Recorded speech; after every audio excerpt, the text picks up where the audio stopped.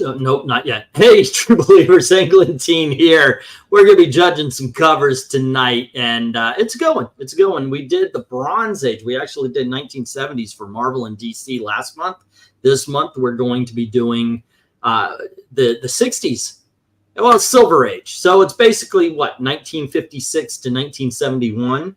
We went through, Eric and I, and we picked out, I think, some good covers that kind of covers everything. You know, we got some comedy, we've got some horrors, a lot of superheroes, especially with the Marvel. I think. What? I know. What a guy! Thanks. Oh, you said horrors. You know what? Gail has been writing me for 30 years about my accent when I say horrors. I'm saying horror. All right. Wait, maybe you did. Oh, you said horrors. Yeah, I am saying horrors. Okay, not whores. Horrors. All righty. It is a different word. I thought it's horrors. Yeah, I like the horror. Or movies. what? Yeah. Yeah. You mean there's something even better?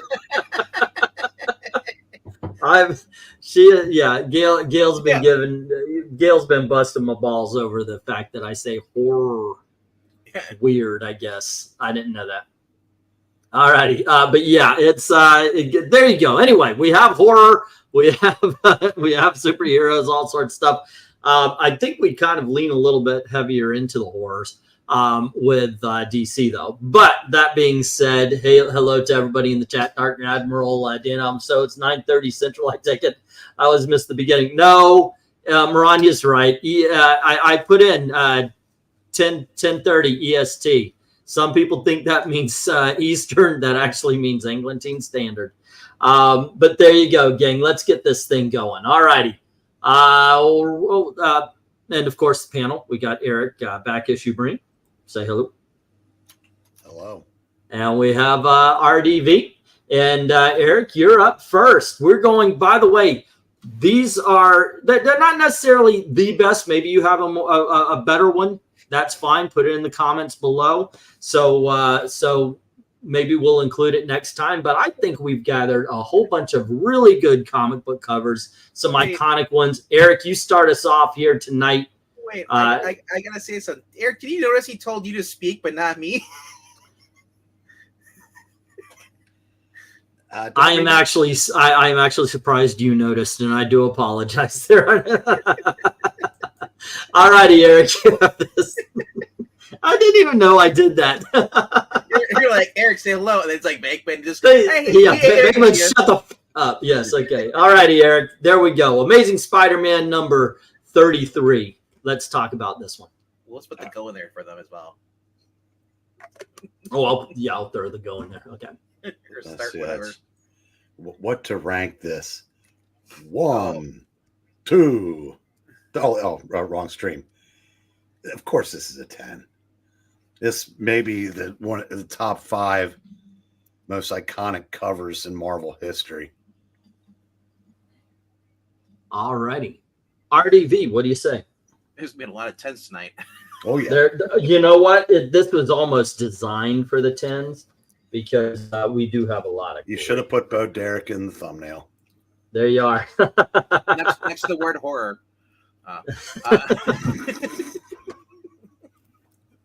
Okay. This is a 10, dude. And like, at first glance, you don't know what the story is. You're like, oh, he's defeated. But when you actually read the story, it's like it changes what the cover is, because you know what's coming after this. All righty. And yeah, I agree with you guys. I think it's an iconic cover for a reason, and it's weird and cool how you can look at him. He's got a mask on, and you can see that this is a weary Spider-Man. This is a Spider-Man who's defeated, or at least on the edge of defeat. This is not your happy-go-lucky, and of course, why would he in this particular situation? But this is you can tell he's ready to give up. He's done, and you can just see it in the Ditko eyes. The Ditko eyes actually are very expressive, I think, throughout the art. And here you have it. This is an awesome freaking cover. So we got 3 10s right out the bat. Let's go check out the Let's check out the chat. You can And stop- Dirty Admiral saying, "Shut your door, dirty horror mouth." You can- Strong you can- 9 says Undead you Quinn. can stop after Admiral gives his ranking, because all the other ones are just people who don't know greatness. Right. It may seem a bit boring to some, but the story is awesome, and Eric and Boyd gives this one a 10. All right, Amazing Spider-Man 33 says, "Maranya, this iconic cover encapsulates Spidey's desperate struggle. No struggle to score this a solid 10. All righty, Rigar, are we ranking on the cover art or on the iconic cover art? It's always the cover art. Dan Alvin's given this a 10. And we have Zach. Zach, get in here, man. Is it weird that I didn't care for this cover scratch? That I know it's weird. I don't care. 6 is he's got a wrench, but I think it's a troll. Invitation now declined after that comment. 8. While the art is good, the cover tells me nothing about what's inside. I disagree, but hey, you know what? Everybody's got their opinions, and we, if not respect them, do count them. So there you go, one slick dude. And by the way, I hope you're back home. I hope you're feeling well. The ribs settled down a little bit. Ethereal says 7. And Zach, your consistency never ceases to amaze me. Then he shouldn't block the eyes with water. I don't think he did. Go on ahead. It says the final chapter, he's under a bunch of steel. There's water pouring in. What more do you need to know? It literally tells you the story right here. And he may die. Zach needs to shut his dirty horror mouth. I love this crew. All righty, but here's what we got, gang. For right now, I'm sure there's more voters coming in, and if they want to vote on these, go on ahead. But for now, what we have is 1 6, 1 7, 2 8, 1 9, so that's 5. But we've got 6 10s. So this Neener gets a 10. All righty. And let's see, RDV. Once again, Zach, jump in, man. RDV, you are starting up next, and you get Avengers number 57. Now this is a 6. All right. Because my cover was the one you showed first. You give it the BREEN.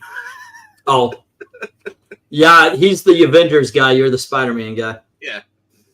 I've just never been a big Vision fan. And behold the Vision. I'm like, is he meant to be a villain in this? Or is he supposed to be a hero? You don't know. That's the thing. You have to read the book to find out. Yeah, because he was created by Ultron to destroy the Avengers. And who is creating all the smoke? Oh, mental health smoke alarm's going off. But yeah.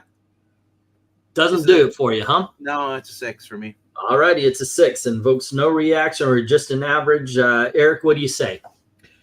I say that I have never been more disappointed in both of my sons. Oh, I forgot to go. Hold on. Let me get that in there. And your other son. Go for... Now, my other son's trying to redeem himself. This is a 10. This has everything. Is it the towering main character? You know, smoke for effect.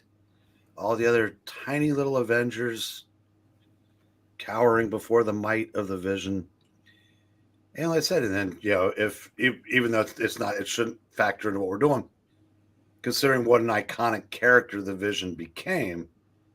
If this be the first cover, you know, if it's first cover and appearance, yes, this is a 10. Okay. I got to tell you, the lighting actually saves this cover because, frankly, it is not an incredibly dynamic. It's not a dynamically drawn cover. This shows you what good inking and good colors can do. And yes, it's mostly red, but with the white smoke, everybody cowering in fear, the stance, he's shaded perfectly.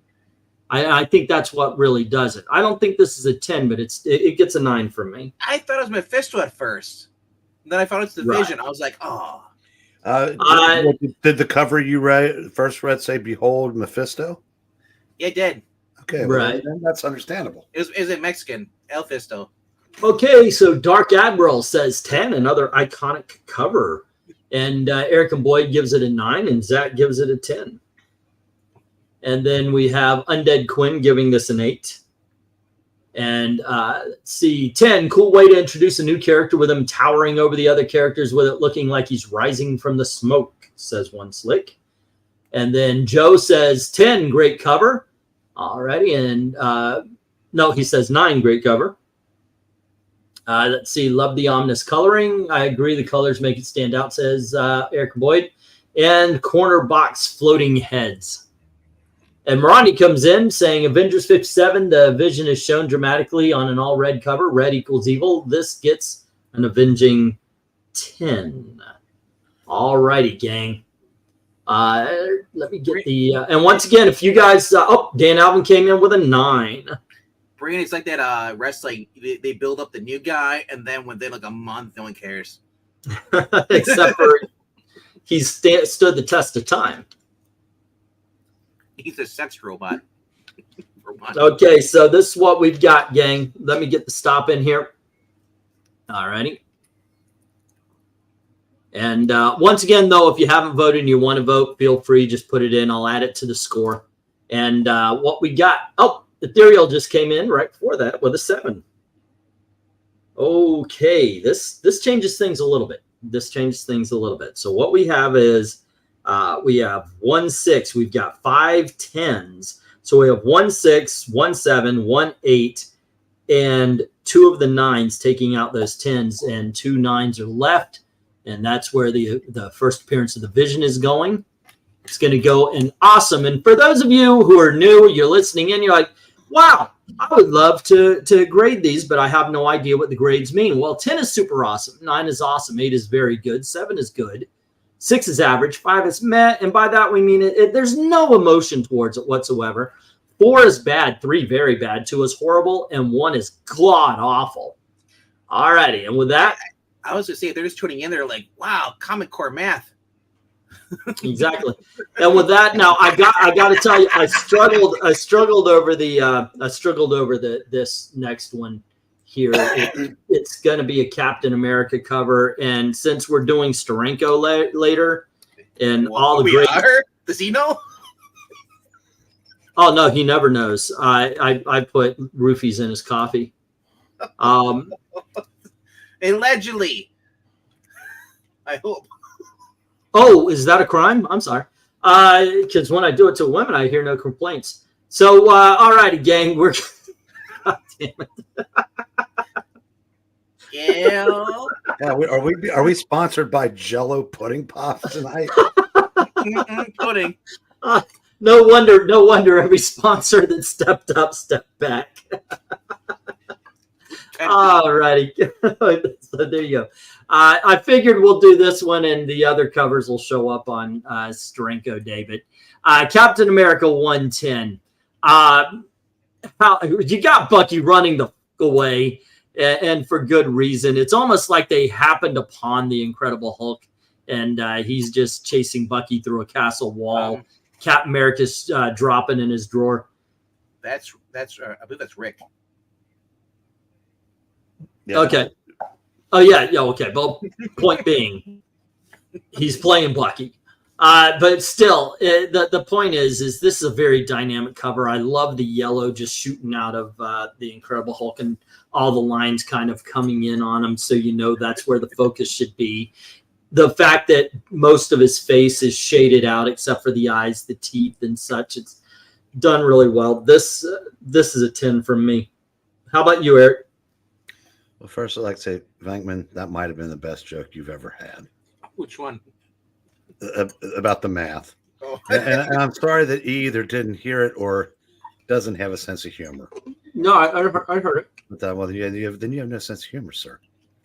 Yeah, laugh at yourself. Jeez, what's wrong with you? This is a 10. All right. Like I said, obviously they've exaggerated the Hulk for the purpose of this cover. Otherwise, one might question why Rick Jones only comes up to his knee. Right. But I said you can't just not look at this. I said, Yeah, this is just an awesome cover. All right. How about you, RDV? Well, I feel like Rick feels like he's being chased by Joe Biden down the street, and he's just running as fast as he can to get away from him. Dude, this is like an awesome cover. The crazy eyes. Steranko, whenever he draws something, it pops, and it was every detail in there, even the Steranko name by Captain America's ass. But I mean, like the Hulk, it's like I think it feels like when you watch Simpsons when he's chasing Bart. That's what it looks like to me. He's like, oh shit.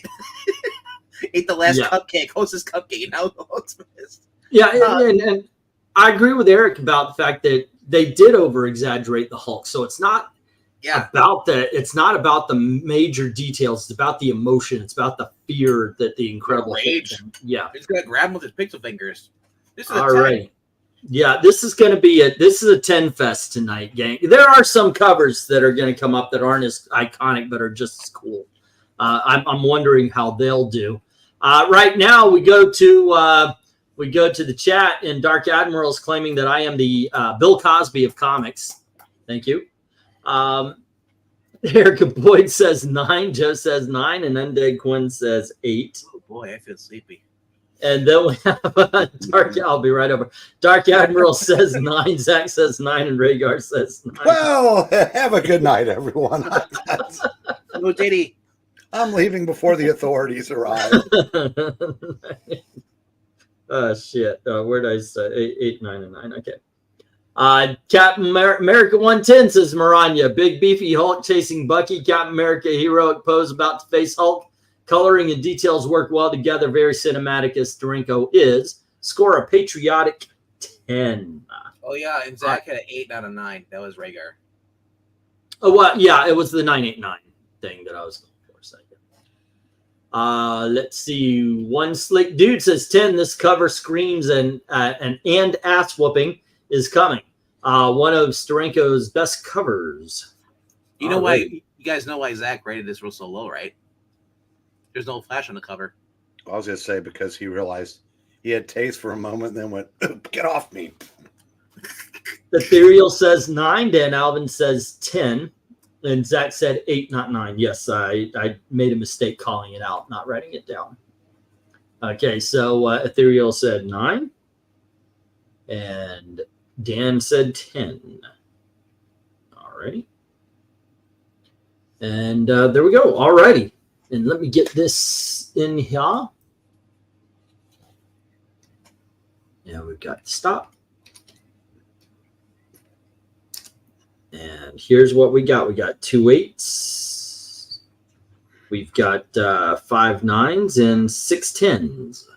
7. And 7 10s. All right, missed one then. You want to Robert Trock just jumped in. Hey, Rob, what's up? Okay, so there we go. Wow. The way I do this, you made a mistake. How dare you? I know, right? It's horrible. It's horrible.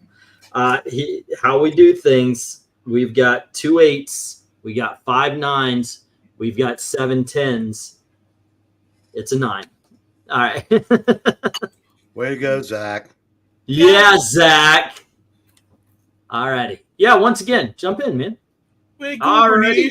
We're back to Eric. We promise to treat you with the respect you deserve. I always treat him with respect. I do too. Okay, well, it's bad. Now, Eric and I had a little bit of a fight on this next one, and I did go ahead with my original choice. So, all right, and that is. But what's weird is now he has to start on it. But we've got Captain Marvel number 15. 4. Pure spite. Just out of spite.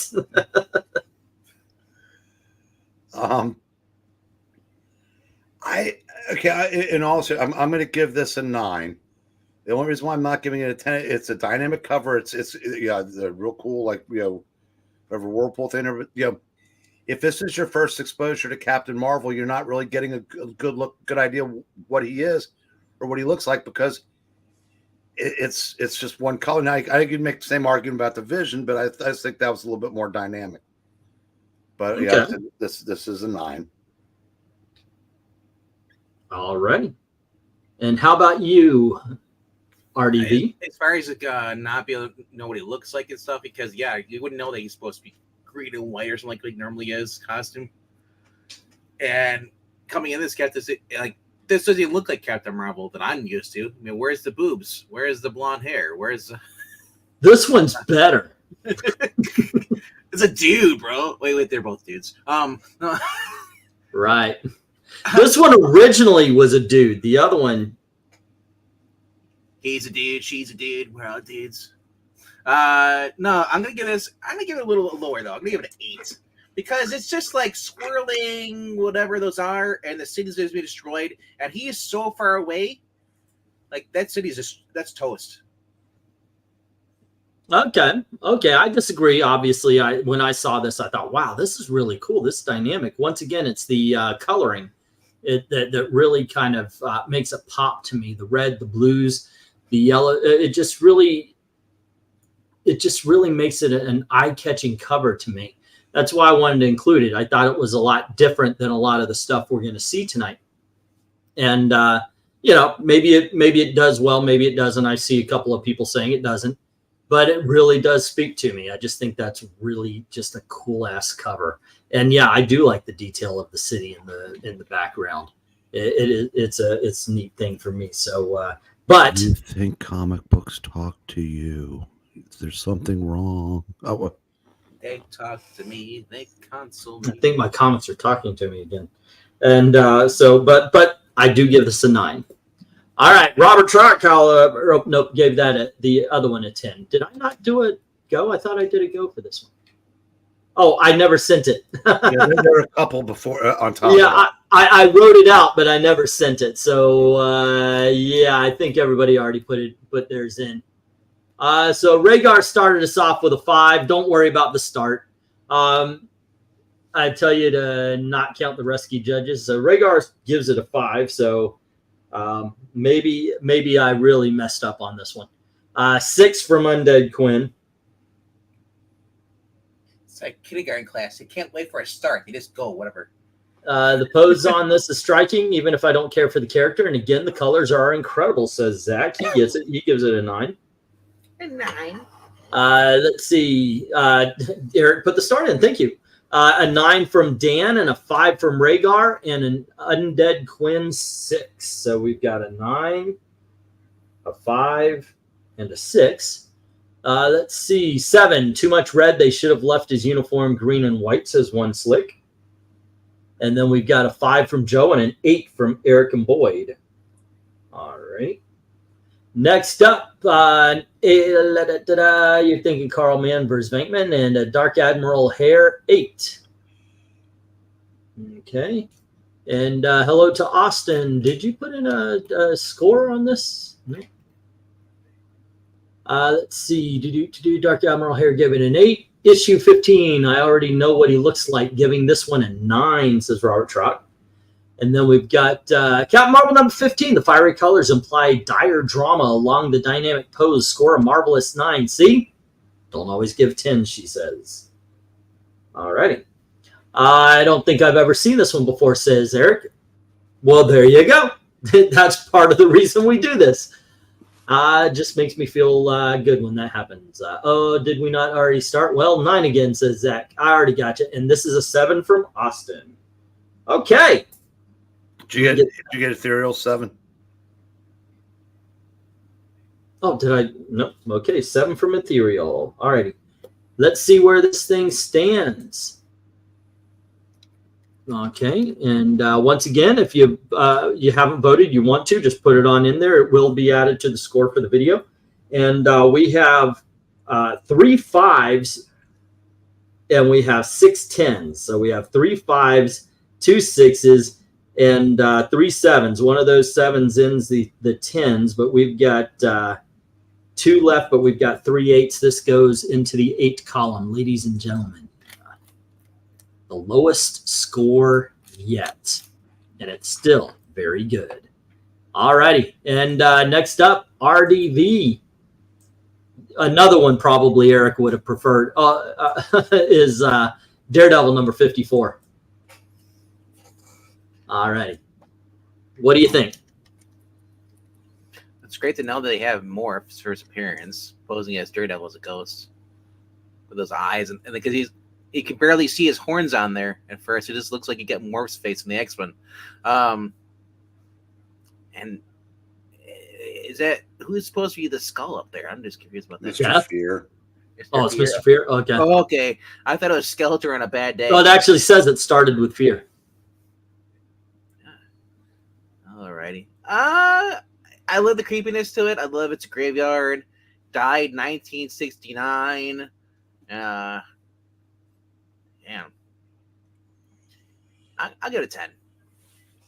All right, we got 10 from RDV. Eric, what do you think? Floating heads, mist, graveyard. The man's holding his own tombstone. 10.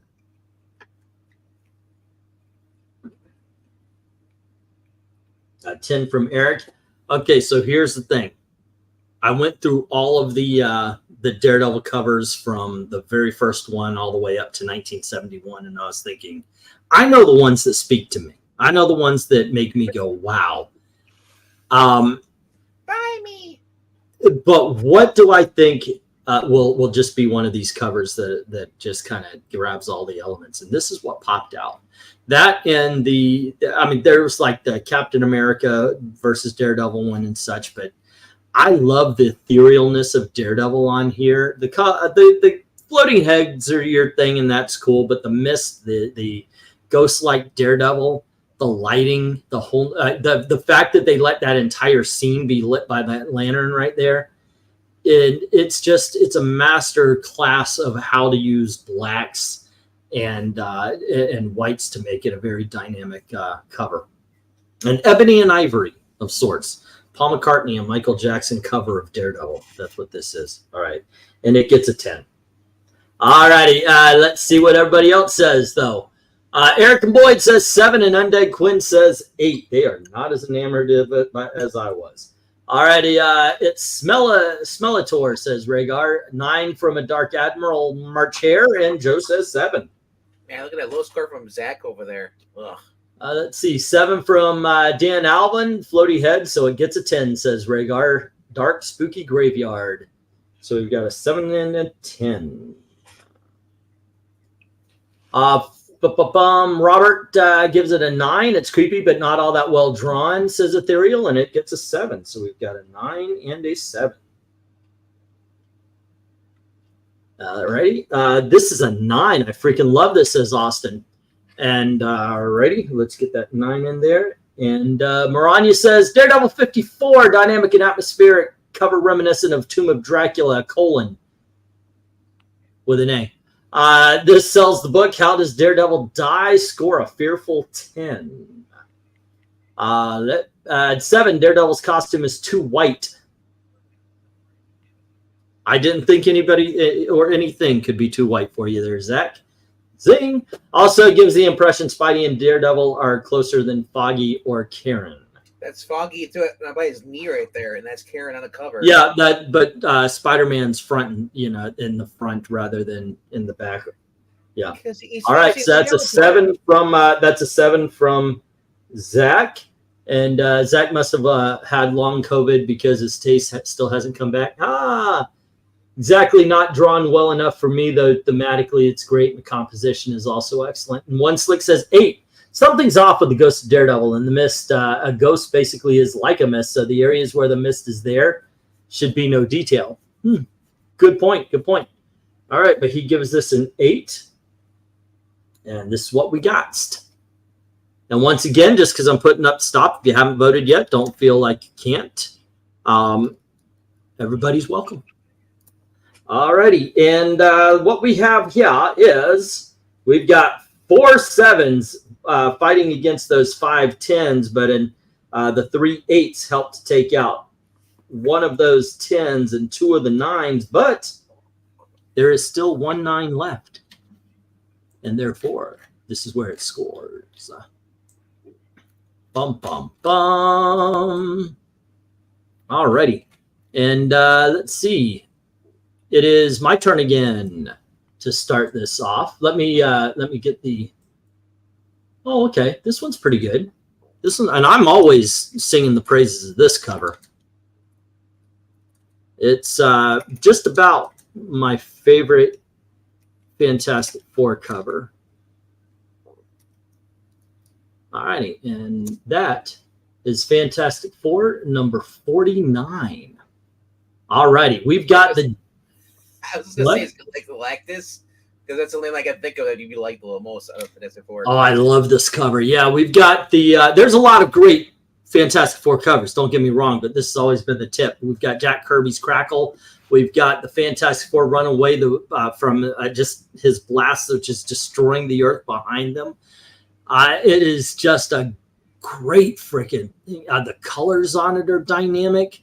Galactus looks like a true threat. You got the Silver Surfer coming in on his first cover appearance. Fucking 10. Eric, what do you think? I'm tempted to not do it just to buck this trend, but I'm going to give us a 10. Although I would say I think I would have liked it a little better if Reed, Sue, and Johnny had been doing something related to their powers while they're like, if Johnny had been flying away, if like maybe Sue had been partially invisible and Reed had been like stretching an arm, but it's so dynamic that this can't really be anything but a 10. All right. How about you, RDV? Galactus was so green back then. He was still a novice. He wasn't. Man, I was thinking like if they ever had Galactus in the everybody says I don't like the Cloud monster, but this is like half and half Cloud, half Galactus. It's like when you see Mr. Nobody, you just see the hands, floating hands, or you see like the head. That being said, though, this is still a 10. I love this. I look at on his face. He's got this tribal headgear on, and he's just about to play. He's almost like the puppet governor, or the cosmic Galactus puppet governor, and he's just making the Fantastic Four dance with his fingers. Alrighty. I mean, he stuck his fingers in something. His fingers got goo over it. Yuck. Alrighty, so we got 3 10s again from the panel. But they're awesome covers. We went out looking for the best of the best, and that's what we found here. And let's see what we get from the chat. And right away, Undead Quinn says 10. So does Eric and Boyd. So does Dark Admiral Hare. So does Robert. And so does Joe. That's 1, 2, 3, 4, 5 more. So we got 1, 2, 3, 4, and 5. And then Undead 10s are earned. One Slick Dude says 10 for the first appearance of Galactus. Alrighty. And Dan Alvin says 9. Still awesome. Still awesome. And Fantastic Four 49 says MARANYA. Galactus looming over the Fantastic Four. Silver Surfer appearing as well. Big villain looming over the little hero. Score a fantastic 10. And Austin says there's nothing wrong with it. I have 2 copies of this book, says One Slick. There are some burdens a man just should not be weighed down by. Carrying those books, holding those, but taking up space like that, send one here. Send one to me. You'll be able to watch it, look at it because it'll be on the wall. Just saying. All right. This is a 10, says Zach. Alrighty. And the clouds make this more ethereal. It gives his head and hand scale, says Austin. And Ethereal says it's an 8, and Rhaegar says a 10. Apparently not ethereal enough. I know, right? Nice One Slick Dude. And let's see, LOL and LMAO. Okay. Obviously not taking my offer to help him out. Seriously. Okay. All righty. Once again, if you haven't voted, by all means, do so, even though I'm putting up the stop. It's just so I can get the score in. Your score will count towards video. Let's see where this ends up. We did have 1-8 and we did have 1-9. But I think the 12-10s balances it more out. So let's go and put that in the 10. And then we're going to take a little break from grading comics as we did the other night. Oh, are you going to have this Smelly Pyro Hooker commercial? Yes. Wait, there's actually commercials for Smelly Pyro Hookers? Wow. Well, yeah, how else are you going to get the word out? Yeah. I know, right? Okay.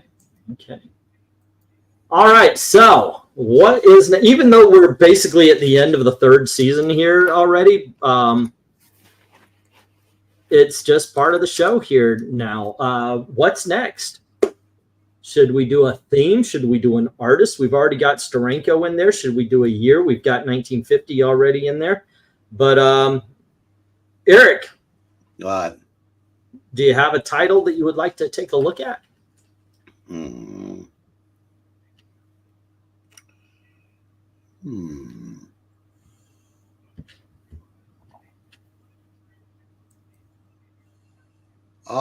I'm gonna go with Simonson Thor. All righty. Okay, and I took one slick's suggestion, and now we have for the Simonson run. All righty. RDV.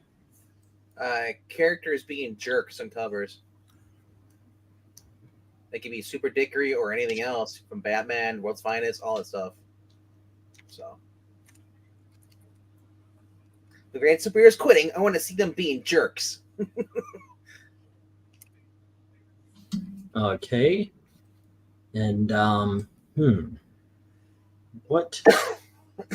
We've only did the one Spider-Woman ranking. We haven't done another one after that.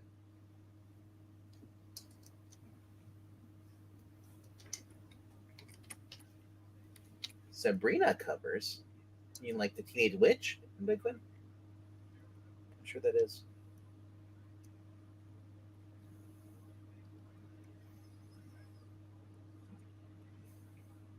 Sports covers. There's tons. You do. All righty. Poll is out. Treasury Editions, Thor Simonson's run. Although I think I spelled it Simmons. No, I spelled Simonson. Treasury Editions, Thor Simonson run, the Super Dickery, and the last one, though, Sabrina the Good Witch. There you go. All righty. Boom, boom. Personally, I'm okay. Sometimes I'll throw something in if I have an idea. I already have decided on our 50th issue, our 50th show. We're going to be doing 50th issues. So, yep, that's in a couple. We've got 12 more before that. All right, I am kicking Zach. You're taking Zach or kicking him? What? How you dare you make fun of the great one, Gil Kane?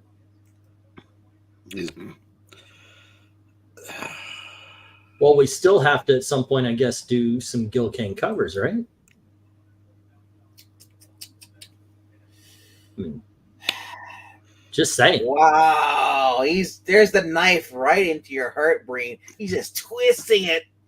The day Zach said that Jonathan Hickman's Fantastic Four run was better than Lee and Kirby. What? Everything he has said since then sounds like Miss Othmar.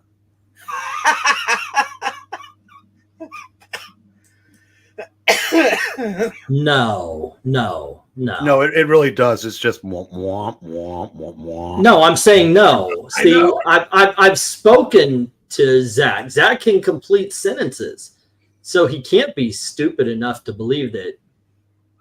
No, it's my experience that some people can be stupid in complete sentences, and well, the proof is in the chat.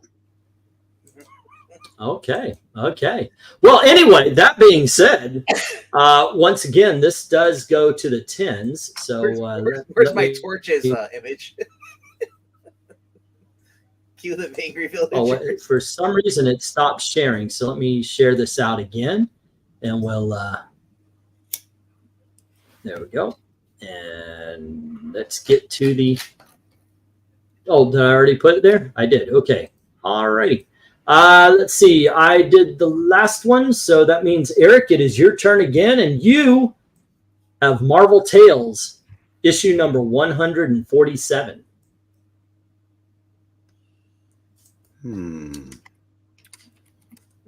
Have you ever seen this one before?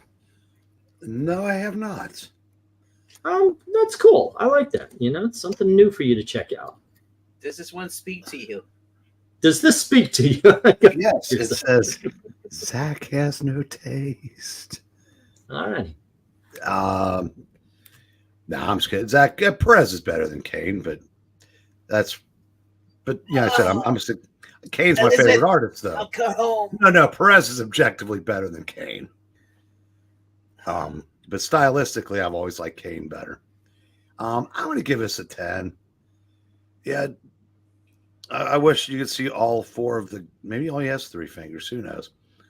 But yeah, I said the one guy running away, the other 2. The one guy's like, "Oh, I'm screwed." No, I said, and yeah, I said most of these old horror covers are great. Yeah. All righty. How about you, RDB? That guy running away is Zach running away after he said that Ryan North is better than Kirby and Stan on his 4. That's Steven Spot. This is a 10. I love it. Anything that has to do with Antarctica, because it always is like the movie's a thing, or it's like even in we went to the Godzilla. There's always some alien or monster that lives in Antarctica because I love it. It's such a great place to have a science fiction story, and why not? I mean, the Eskimos are mad because this monster wants his Klondike bar. Wow, people are not good to it in the chat. I disagree. I think the colors on this are amazing. I love I love it. Alrighty, I'm the same. The colors on are amazing. The mist going by, the night sky on it, it looks hot. The hand coming out of what looks like a mountain. It's a mountain, not an igloo. And like you said, two people are just. They've given up, and the smart one's running his ass off. You got some great shadowing on the ground where they're all standing or moving. Awesome. This cover is awesome. I don't know what you guys are smoking, but there you go. But we've got gonna give this a 6. Doesn't appeal from Zach. All righty, and then Dark Admiral gives it an 8. A 6 from Undead Quinn. A 5 from Joe.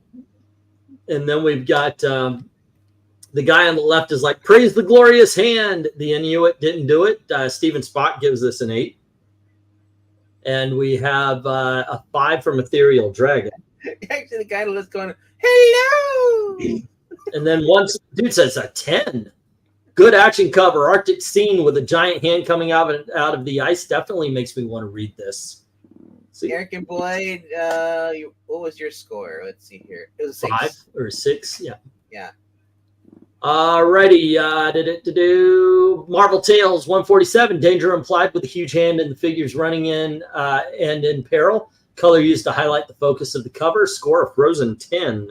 If there's anything I would take away from it is like a lot of covers in that day, too many words all over it. That being said, Rhaegar gives it a 9, and Dan says 7, but just barely. Okay, you missed my score, did I? I thought I read it out. Well, we just read it again. So okay, he gave it a 6. I'll mark it a 6. Okay, and this is what we got then. Robert, he gave it a 10. Robert gave this a 10, but I missed it. Where is his grade? Gopher Tales, Eric and Boyd, Dark Admiral, Undead Quinn, Joe, Steven Spock, Ethereal, One Slick. I don't see it. I missed it because you just wrote it. I don't see it up here. Yeah. Okay. Well, anyway, I'll mark it down as 10 for Rob. Okay. I didn't even mind the wordiness as it evoked a classic pulp cover, says Maranya. All right, this is what we got. We have 2 5s and 6 10s. The 3 6s and the 1 7. Wipe those out. However, we do have 1 9 and 2 8s, and this ends up being an 8. All right, still very good. Boink. All righty, and next up, we have RDV joining and starting us off on Nick Fury, Agent of S.H.I.E.L.D. #1. Trippy. You can tell this is the 60s. Look at the way they wrote the Scorpion, who is stuff. It's like psychedelic. What else could you give it? A 10. All righty. Oh, let me get the start in there.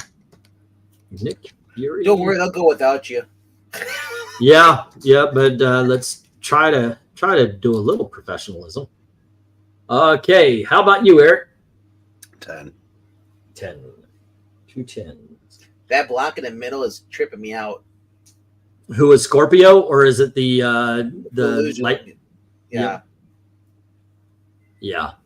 I've always loved this cover since the first time I saw it. This is just so badass. All the different colors, everything tells the story. The blocks tell the story. You got to put them together. It also is it's a very non-conventional cover, especially for a first issue. Who's the main character? You know, if you didn't know who was who, except for he's in the corner, you know, this is a very awesome and odd cover for a first issue, and they allowed it. And by the way, there is a story to the first 8 pages there. But yeah, I've got to give this a 10 as well. This is a 10 fest tonight for some of us, and for some of us, you just don't know what a good horror cover is. All right. Anyway, and Quinn says 10. Robert says 8, and Eric and Boyd says 10. Eric, have you seen Horizon covers yet? And then we have Ethereal Dragon, Undead Quinn, and Steven Spot giving this a 10. So we have 1, 2, and 3. You promised me. And oh boy, this cool ass 10. Dum Dum Dugan and Hottie Contessa. The blocks. I'd love to have a poster of this, says Zach. All righty. And then Dum Dum Baby, says Dan Album. And Joe, not Joan. Joe is saying 9. Joan is his Saturday night performer's name. Alrighty, so even Dum Dum Dugan looks cool. Let's see, Dark Admiral is saying a 9. What is the obsession with Dum Dum Dugan? Like his hats? It's his hat, man. He's a big circus strong man that, and this, by the way, was true in the Golden Age. He, or I guess late silver. No, he was Golden Age, right? No, late silver. Yeah, that was his thing. He was an old circus strongman in a derby hat. It's just the hat. It's like I think of the guy like I'll pay you to lady for a hamburger Tuesday. Dark Admiral says 9, and Maranya says Shield #1 mystery combined with pop art and dynamic poses. This appeals to the groovy readers of the time. Score Furious 10. Alrighty. My obsession with Gil Kane is my father's obsession with Gil Kane, and I support his obsession. We get a laugh-in cover, says Steven Spock. I'll say 8-1, says MK. Alrighty, and there's no shield over the like button. Give it a smack, says Dark Admiral. He's got some good ideas. And hitting that like button, there's 19 of us. Make sure there's 30 or 40 of those likes on the thing. And right now, wow, is there really... Am I truly the... Are we supposed to hit Dark Admiral? I'm confused. No, just hit the like button. Okay. Is there really no? I just let me refresh it. Maybe it's. I don't know what. It's up to 18. It's up to 18 right now, so that's cool. 19. Yeah.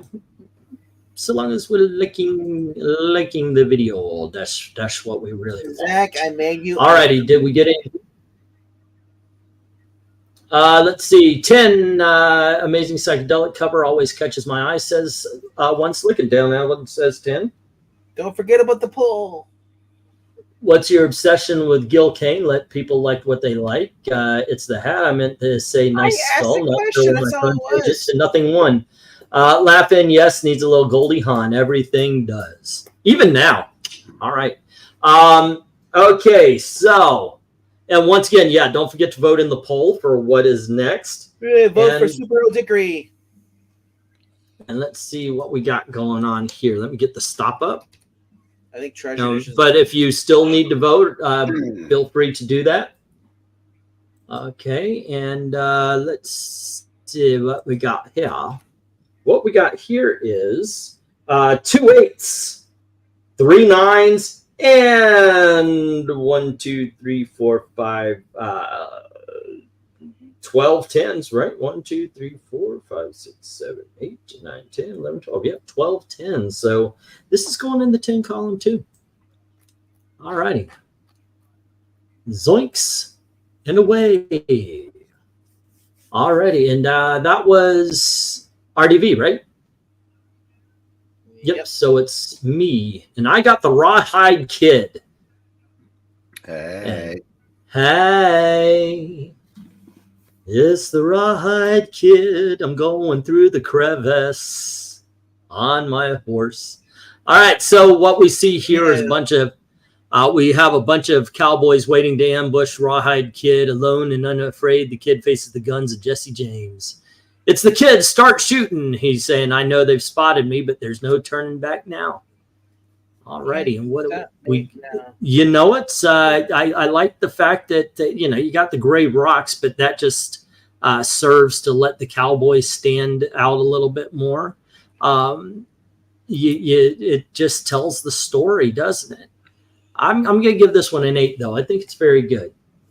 Let me get the start up there, guys. Sorry about this. Eric, what do you think? I would love to give this a 10, but I'm gonna go 9 because there should be some kind of hint as to what kind of sky there is out there instead of just the white empty space. Yeah, it's sometimes I have a hard choice to make, and it's whether or not to put a digitally cleaned up book or the book itself. And sometimes the book itself, all of the scans I find are gray to the point of nothing, and this was one of those. It was just yeah, so this is a digitally cleaned version. But the thing is if I put digitally cleaned versions up, I get, don't do that. And if I put up the books, it's like, well, this is old, so we can't really see. And okay, so I just put up whatever it's easiest to basically tell what's going on this. But yeah, this is not normally a white. It's got more of a grayish kind of blue background. All right, 9 from Eric. What about you, RDV? Oh, oops. Oh no, did I get that wrong? What were you grading? I said 9.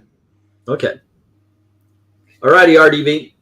You know, I never would have thought I'd hear Zach say there's too much white on the cover.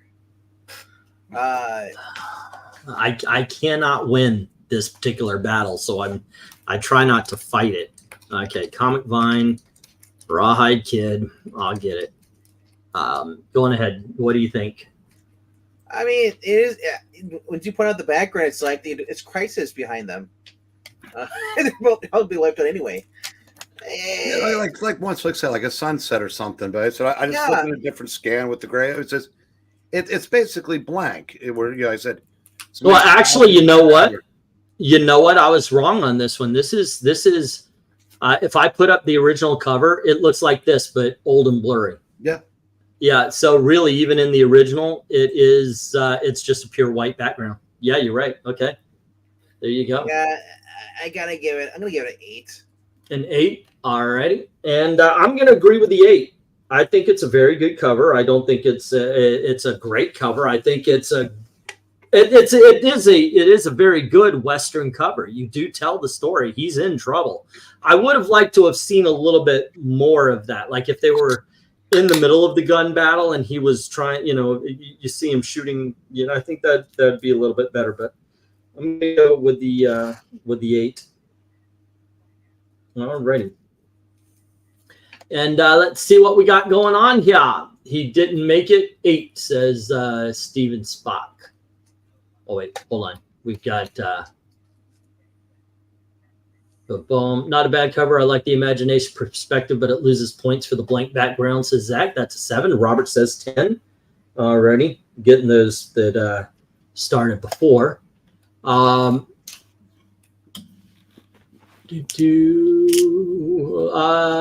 didn't make it, says Steven Spock. It gets an 8. And then we have Ethereal coming in with an 8 and Dan Alvin an 8. Alrighty, and Dark Admiral and Joe gives it an 8 as well. Okay, 7 from Undead Quinn, 7 from Eric and Boyd. Boom, boom. And we have, I like the white background. Helps show off the action, says Joe. Even the worst comedians change up their jokes every now and then. Let's see, Rhaegar says 7. Alrighty. And Maranya says, Rawhide Kid 33, cinematic cover with gray rocks highlighting the colorful owl hoops. And Rawhide, more focus should be on the star of the book. Rawhide scores a Rawhide 9. I disagree. It's not the joke. It's how you tell the joke that makes It usually is, yes. Alrighty. So what we got here is 4 set. Oh, let me get that stop in. One Slick says I skipped them, and I think I did. 8 would have been better if it had a sunset background instead of a white background. Alrighty, and we got another 8 in there. And let me get the stop. Sorry about that One Slick. Everybody gets skipped at least once, and some get skipped a lot more. Except for Skip. Never skip. Okay, so let's see. We have a 4 sevens, and we have 1 10, 2 9s, and well 8 8. So it's going to go into and I have 1 7 from MK. Alrighty, I'll mark that down. Okie dokies, artichokies, boom. And let's see, it is Eric's turn again, right? Yeah. Yes. Okay. Well, I guess, you skipped a couple of good ones, but next you do get Silver Surfer number 4. So please, by all means, don't just give the grade. This is your book, man. Let's hear why this is going to get the score it's going to get. I've never known exactly why. Sometimes you see something and it just clicks. I had this in my first collection, my second collection. I made sure I got it in my third one. I just, the purple, whatever that is going on in the background is just cool. I mean, it's just mostly black background. The poses are dynamic. Yeah, I don't know. I said it's just, I don't know. This is, I'm sure everybody knows this. This watched enough of his channel. It's my all-time favorite comic book cover. Yeah, I have these 2 characters in this pose as magnets on my refrigerator in these positions. Do you have the statue set? I do not, because I've never owned a statue. But if I did, it would be this set. Yes. They actually have a Thor statue and a Silver Surfer statue in these positions. So you can, and I have seen people make the background, and so they could have the whole thing. I want these statues just to do that. Yeah, like I said, it's been my favorite cover for, probably almost 50 years. Mm-hmm. And it's just like Born to Run. Nothing's knocked it off its perch in half a century. Probably not going to happen at this point. All righty. RDV, what do you think? It's a 5. I think Silver Surfer is going to get his face smashed in with the hammer. I don't think Thor's got time to swing it. I know. May not, but apparently Greg Land had time to draw the face on the Silver Surfer, though. Well, I think that's a prototype for the Scream mask. That's what it looks like at first. But I mean, like, there is a lot of violence happening on this Rainbow Bridge. Someone's getting arrested. It's a 10. All righty. Did you just get that? Yeah. Not the bridge. It was painted on the street. Therefore, yeah, they're fighting on it. So it's a hate crime. Yeah, look, dynamic poses. The background is awesome. What I like about that, I'm obviously Thor, Silver Surfer look awesome. But let's talk about this background for a little bit. Not just the city in the back and the purple mountainside. It goes orange, green, purple as it goes down. That's awesome.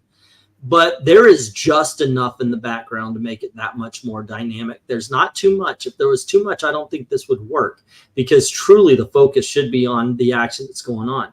The Rainbow Bridge, everything is a perfect afterthought to the Thor and Silver Surfer, who I got to tell you, neither one of them has looked as powerful. You know, this is just a case of, this is a fight you want to see.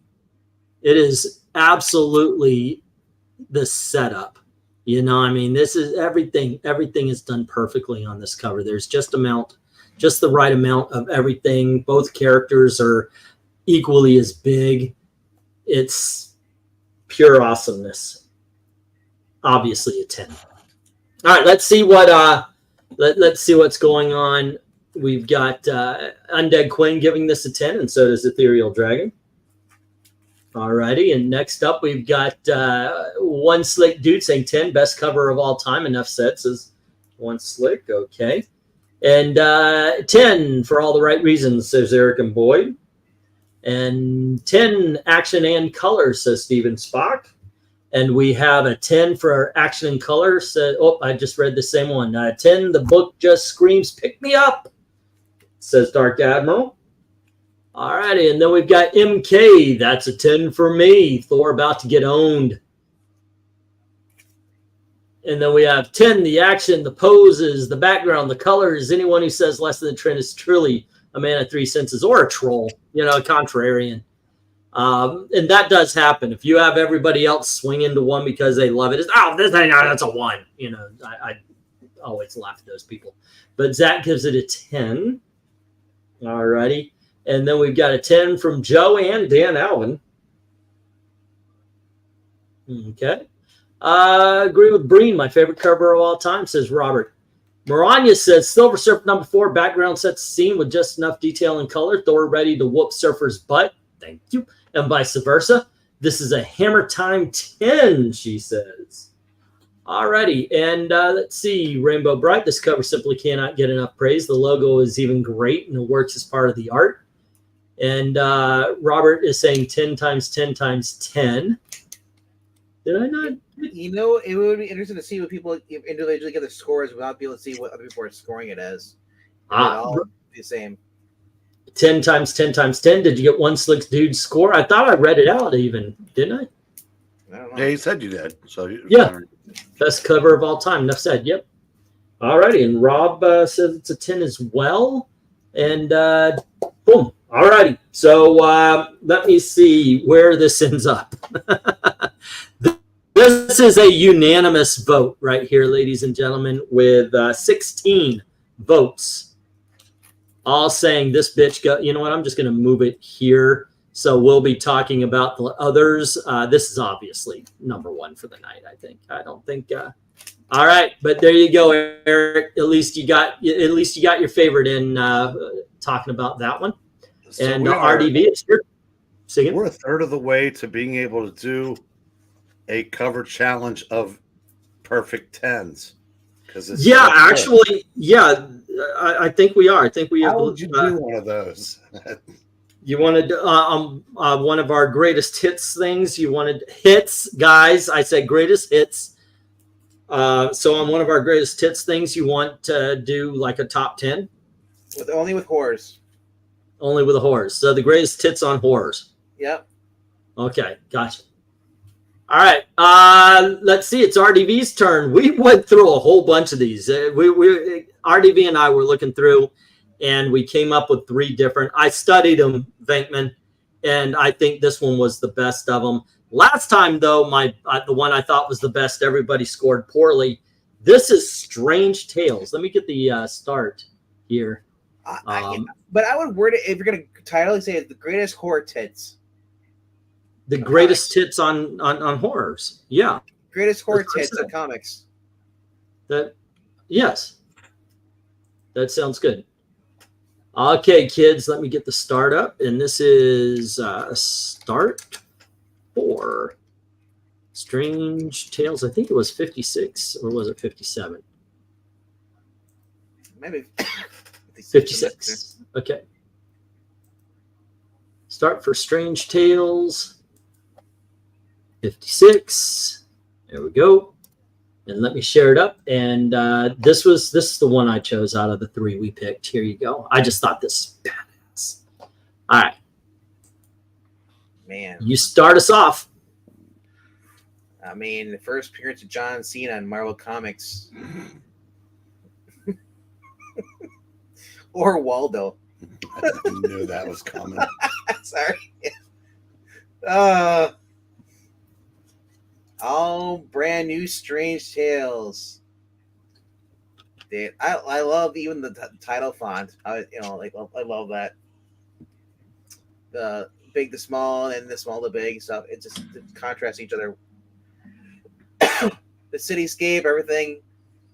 Like this looks great. You know this guy is like, it's how you can't find me. It's like either this is the most epic game of like hide and seek, or this guy's a wanted criminal. But I want to read this. Yeah, you gave it a 10. How about you, Eric?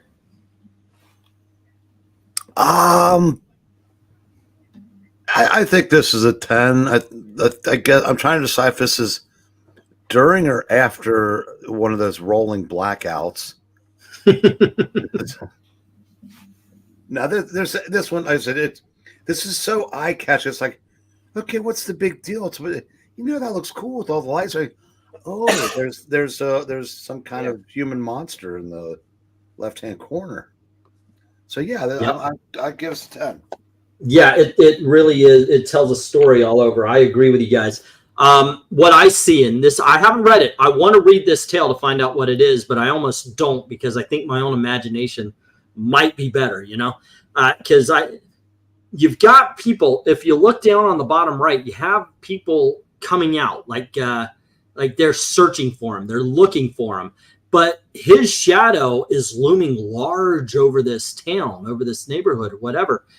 And so it makes me think that maybe he is like a psycho killer. Maybe he's a slasher of some sort. Yeah, and he is, and he's just the devil. He is the because if you look at the shadow, also, it's him, but it also is almost like a Sith that comes up and over him. So it kind of looks like it's death. So this man's been killing in this town. They've been trying to stop him. Maybe he's hidden within them. Maybe he's one of the neighbors or something. But this story, this cover tells a story that I don't know if I want to, like I said, I don't know if I want to read it, because if it isn't that gruesome, I might be disappointed, but still, it just looks awesome. Eric, you better run away. I say if he had gone I know better, I'd still be laughing. What? You said psycho killer, and I said psycho killer. Oh, okay. I didn't hear you say that. Dark Admiral gives it a 10. All right.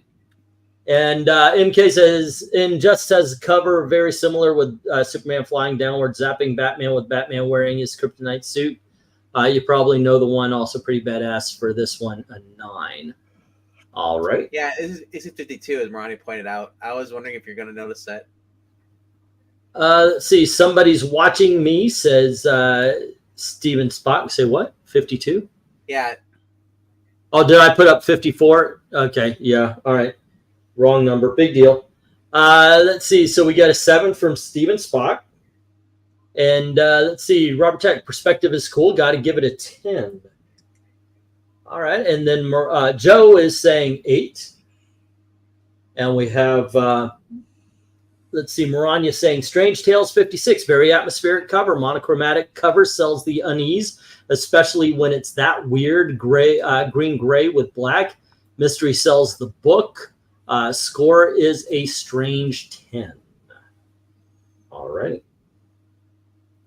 And then we have, let's see, Rhaegar says 9. Okay. And we have Zach, it's neat, but not what I look for in comics. What's the apathetic number? 6. Can you see the cover? Let me explain what we're doing here, kids. It doesn't matter if you read the book or not. It doesn't matter if you like the particular genre. How's the fucking cover look? That's what it is. It's like, oh, well, I never really liked that person's writing, therefore I'm giving this cover a 5. Doesn't fit. I mean, honestly, Zach, I'm challenging you, man. Do you truly believe that the coloring, the shading, the lighting, all of that is a 6? I mean, I'm challenging you on this because of your comment mainly. It's neat what I look for in what's comics. Are you saying this is just meh? This is an average appealing cover. Go on ahead. This looks more like a noir or a pulp cover. Uh-huh. If you go by what Black Cat says, then Zach's 6 makes perfect sense. Okay. Because it doesn't make him want to pick it up off the stand and read it. But he's counting because of its genre, because he's not looking for the horror, not looking for the, I mean, you know, it's not supposed to be based on genre. It's supposed to be on. No, but if the cover doesn't grab him, it's. But it's not the cover. It wouldn't matter. There is no Strange Tales before Ant-Man shows up that Zach would pick up if he's judging it by this isn't what I'm looking for. You have to understand, this is a kid who's not reading Get Fury. Okay, yeah, that's true. Eric and Boyd gives it a 7. All right. And Ethereal gives it a 5. Once again, don't understand that yet, but there you go. 9, the only problem is the guy by the lamppost casting a shower over a third of the mountain at that distance. It's symbolism. Man, this is a freaking perfect 10, says Dan Alvin. Alrighty. We got a 9 and a 10. And oh, by the way, this is Strange Tales 52. Yeah. Doesn't make me want to pick up the book, hence the 6. He's not looking for the horror. Well, I suppose that's a good thing then. Incorrect. I said the cover looks neat, but if I'm getting the comic, this isn't going to draw me in. Alrighty. I stand corrected. I stand corrected in aiming that at you, but the explanation Just say it looks boring. Don't say it looks neat. If it looks neat, you pick it up, you heathen. Alrighty, so what we got here. All right, let's see. Let's get the stop in there. All right. Venkman, don't yell at your brother. Good Lord. He's no longer. Alrighty, kids. What we have here is 1 5, and we've got 7 10s, but we do have to add that 6 to it, so that takes out 2 of them. And then we've got 1 2 3 4. We've got 1 7 2 8s and 3 9s. This ends up in the 9 column. All righty. Boom, boom, boom. And I mean, if we had a cover that's too white for Zach, maybe this is too dark for Zach. Yeah, that might be it. There's just way too much blackness. Yeah. He needs a balance. He needs. Alrighty. He needs a balance. He needs to have the white. He needs to have the white. Yeah, black See? covered, black guy. Yeah, there you go. Alrighty, so that was RDV. I get Tales to Astonish. And this is Ant-Man. This is Tales to Astonish number 41. Let me put the start in there. All righty. I'm gonna get seconds so much no place to turn. 4. Tales to Astonish. Oh, president of the Number indenture in the world. 1. All righty. I picked this cover out. I was looking at the Ant-Man covers, and I was like, what can I throw in there? What can I throw in there? And I was trying to find a good perspective cover, you know, just a good perspective cover, something that really makes him look small. And there's a lot of them, but they were like, there's 2 of them that are exactly the same cover, one with a guy with a gun and one with Egghead. And instead of the gun, his hand was right at the camera. I thought this really worked.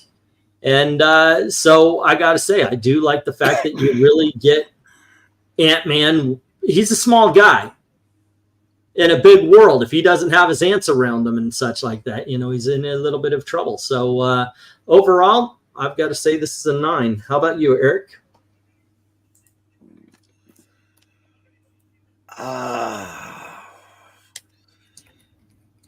I'll go 9 also. I like how Marvel hedged their bets there and put the thing there in a big arrow so you could say, I'm over here. All right, we got 2 9s. Where do you sit with this one, RDV? I don't want to go too high as a 10 because I'm not. It's a chain and it's a bug, and then there's a match and stuff. You know, like it's like Honey, I Shrunk the Kids. All right. So I mean, I'm gonna go. I'll give it a 9. But yeah.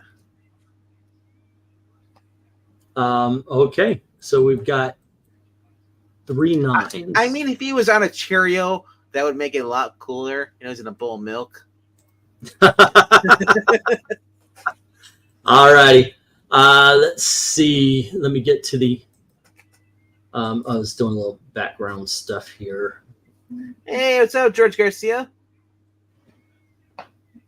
And there we go. Alrighty, so let's see where the chat sits with this one. Defug says Rhaegar 7 incredible shrinking man, says Steven Spock. All right, are we really there already? Nope. Okay, we're on 12. All right, Tales to Astonish. And this is issue number 41. Then we have 3 9s, and we have a 7 from Steven Spock. And then we have a 6 for American Boyd. And oh, look, this comic has slaves, and I'm going to give it a 10 like I'm Zach. Wait, what? Oh, Slave World. Okay. All right. So we got a 6 and a 10. Alrighty. That is funny. All right. Let's see. 8 from Joe, 8 from Rob, and it's like a 2, and you guys know it, says George. Okay. No, it isn't. I mean, you're telling me that this is a horrible cover. Like, the art doesn't even, I don't know, like Riley Rosmo on his best day too, but okay. I mean, it might be a boring cover, but at least the art looks better than any modern cover today. Yeah, I don't get it. It's like, because the reason being is because I could see good things in it, and the perspectives are good. There's a lot of good to talk about. Let's see. Tales to Astonish number 41. The scale of ordinary items are used effectively to show how tiny Ant-Man is. The arrow, which is usually annoying, actually works to draw attention to the hero. Scored a tiny 10. Alrighty. 6 from Ethereal Dragon. And we have, jokes aside, I give it a 10 because it's wacky, says Rhaegar. Alrighty. And, you already gave it a 10. And Dark Admiral says 9. And let's see. Please score these cover authentically, gang. And let's see. 9 would have been better if they picked a wall design instead of a square one, and more broken and irregular than others. All right. And let's see. Dan Alvin said 7. And then MK says Death by Green Cockroach. I'll go 5. And Dan Alvin gives it a 7. Okay, so what we got here is we've got a 5 and we've got 3 10s. We've got 2 6s. This is and 2 7s. So that knocks out those 3. It works the way 2. We got to count this. So we got 1, 2, 3, 4, 5, 6, and so we have 1, 2, 3, 4, 5, 6. This ends up in the 9 category. All righty. Boom, boom. And here we go. Almost fell asleep. I turned on the Man in the Box by accident. I don't like Doctor Who, but come on, man. All righty, and we're back to Eric. And what? He is going to lead us on X-Men number 56. All righty, gang. Here you go, sir. Your choice, as a matter of fact. God, I just had a nightmare. I dreamt that we all switched over to Madman in a Box. Doctor Who does suck. Yes, I agree with you. How does Joe stay awake on there? How does that? Because he's one of those misguided, young men that likes Doctor Who. Yeah. This would have been an 11 had Martin Goodman approved the original cover. Yeah. Which was basically after the Living Monolith had crushed the X-Men logo. But they wouldn't let him go with that. And I've seen the cover. It's very cool. Yeah, I've seen that one too. I actually, what's it called? Streisand effect? I actually thought that really was the cover. But this is also very, very dynamic. Yeah, obviously it's the perspective to make the villain seem larger than life, and in actuality, he is this much bigger than them in the book as well. But for the cover, it just sells it even better. So 10. All righty, RDB. First, we went for what is the Hulk? Now we're going to what is the power? And I guess they must have tapped into Voltron, because that looks like one of the creatures he'd fight and the ears and stuff. And is he wearing a cowboy hat? What is that on his head? It looks like a tri-tip hat that's turned backwards, I guess. He's a pilgrim. Yield power.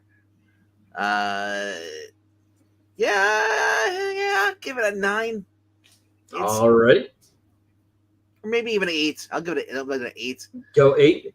Because I'm like, is he going to angle slam that? All right. Yeah. It's hard. I have to agree with you. I think the Living Monolith looks awesome. And yeah, I think it would have been better had he been crushing the X-Men logo. But Beast looks kind of stiff. There's, even though you've got the action lines going and focusing on the Living Monolith, and of course the power coming up out of the ground, the whole 9 yards, the X-Men themselves kind of look lifeless on the cover. Yeah, I'm going to go 7 on this one. 7 on this one. It's good. It's good. It's just not great. All right, so let's see what we got here. We've got What is Cyborg Doing in the X-Men? Is this Dr. Doom? No, it's a Living Monolith. We've got Eric and Boyd giving it an 8. Steven Spott giving it an 8. All right. And then we have a 9 from Rhaegar, 9 from Robert, and a 6 from George. Okay, 9 from Rhaegar, Robert, and a 6 from George. We have 8 kind of plain, like the issue 50 Polaris cover. All right. And then we have an 8 from Ethereal, 8 from Dark Admiral. Okay, we got 1, 2. We got a 6 from Dan Alvin. And X-Men 56, Looming Villain, about to destroy the trade dress. Heroes smaller to emphasize the peril. P.S. Power of no balls, really. Score of a powerful 10, says Maranya. All righty. And let's see. Looks like Black Lightning wearing a white Speedo. Has the stiffer action figure pose, but I'll say 7. Okie dokes. And let's see. I think that's everybody. Once again, if I put up stop and you haven't voted yet and you want to, just put the numbers in. It will go to the score. Here you go. And let us see where we stand with this one. We have 2 6s and 2 10s, so that gets wiped out. 2 7s and 2 9s, that gets wiped out. But we got 6 8s, and that's where X-Men 56 will hang its hat for the night. All righty. Or whatever that is he's wearing. Yes. Paul Revere's hat. All right. And I only did 14 and not 15. So you are getting the last cover of the night. Let's see. You start RDV. Wow. The big premiere issue. The only problem with that is that it looks like a Captain America, like that should be on there and not be in a Hulk book. With the stars and the red, the blue, and the white. And the Hulk's doing some awesome dance up there in the corner box. It's really cool. He's doing the African Anteater dance from Can't Buy Me Love. Something like that. Here's Rainmaker. This is great. It's like it's. But is he turning into the Hulk, or is the Hulk turning into Banner and he's just collapsing? He's okay. Let me jump in here, and I'll talk a little bit about this. I used to own this. One of the mistakes I made was selling this book. This is this is the opposite because it's the net. It's basically the second number 1. What we're seeing here now. The first number 1, Banner was turning into the Hulk. This because this is Hulk turning into Banner. Yeah. So it's a juxtaposition of the 2 covers. Even the Hulk cannot, Eric, he cannot face Man in the Box. This is a 10. All right. Eric, what do you think? You know, I'm not sure I 100% agree with what you said because the first cover just has a picture of Banner then with the Hulk looming over him. So it wasn't like they did a thing where he was like slowly turning into him. And I never noticed this. This is the badass title character of the book. turning into his skinny alter ego. That's why that's why I thought that was the juxtaposition of the two covers. But that said, it's so well done, and there is still the badass that is the Hulk is taking up the majority of the middle of the cover. So I'm going to still give it a 10. Alrighty. See, this is one of my favorite covers of the Silver Age. Once again, freaking mistake selling this book. And you're right. He's unlike issue number 1 where you have Banner turning into Hulk, and Hulk is big there. This is absolutely letting the transformation first be obvious, and second, you just see it go, the whole transformation and everything from strength to weakness, and yet it doesn't at all diminish the power of the Hulk. And you put all of that up against that brown background, the colors going in from the yellow to white, it is just absolutely spot on and perfect. All right, so there we go. Let's go on over to the chat, and we have Eric and Boyd saying a 10. Ethereal saying an 8, and Colors in Action says Steven Spot giving it a 10. So we got 2 10s and an 8. And then we have Dark Admiral coming in with 9, and One Slick saying 9, third most iconic Hulk cover. Alrighty, that's 2 9s right there. And then we've got George says I give it a 7. Alrighty. And then let's see, Robert is saying 10. All right, we got a 7 and a 10. A 7 for MK and an 8 for Dan Alvin. Let's see, kind of odd with the fists, George is saying. Okay, actually, yeah, I get that, because, and this might actually affect the score. Look at the fist on the right. At first, you think he's doing this, but the fist on the right is coming up from the bottom, so it's more like this, or at least this. So that's the Hulk's pose right here. I was wondering how it would look, but you can actually do that pose, but that's how the Hulk is standing.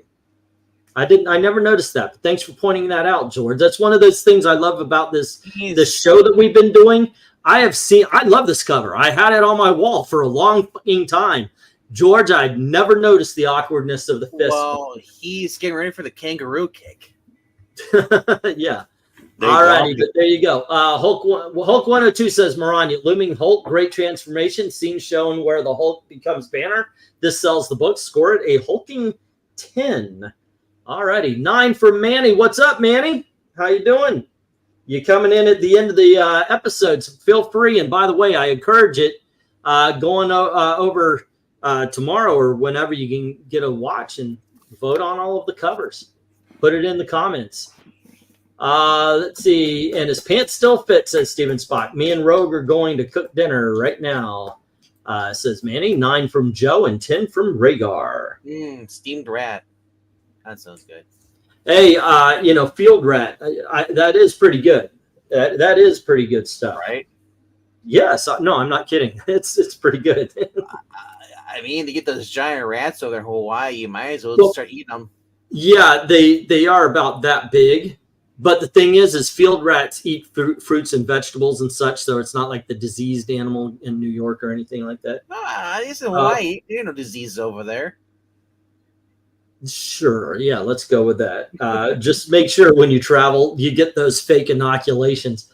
No right hand fist is looking at the fist. Fingers post the knuckles first, and left is slightly tilted. Right here, you can actually see the wrist right below the fist coming up from the bottom, not from the. So he is. Yeah, we can't see your mouth. He is like this. Oh, okay. But you can tell right above the banner laying down. Yeah. Yeah, being a different time zone is killing my watching time, says Manny. Okay, so here is what we've got. It's RDB is on something tonight. Wait. Why do you guys say it's on tonight? I know, like he isn't on every night. Yeah.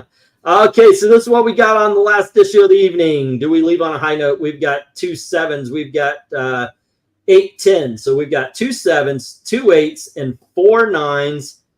The way we do things here, that drags it down. So that ends up in the 9 category. Oh, wait a second. I did have 15. We're just skipping Millie. Yeah, I saw it there, but I forgot the overlay. The overlay isn't here, so let me go grab that. I was like, wait a second. There's a Millie the Model. Strange Tales. Did it never make it here? It for some reason. I like the Mac with the knife. Nope, there it is. It was one of the ones that didn't load. I just didn't see it earlier. Okay, so we do have a 15th, and I guess I start us up on Millie. All righty, purple background over the yellow font. I like that. Oh, let me put the start in. There we go. Start for Millie. All right, let me get Rhaegar's score as well. It was a 10. Okay. And that means 2, 4, 8, and we've got 9. So that actually changes the Hulk's grade and score. Eric, why don't you start us off on this since I've got to do some work? Okay, I'm trying not to look at this the way I look at the superhero covers, and for what this is supposed to be, I'm gonna say this is a 10. Just yeah, the star, the you know, text boxes being stars. That's very reminiscent of these kind of books. I'm guess that's Clicker taking off Millie's fur coat, and she's about to go join the teen scene.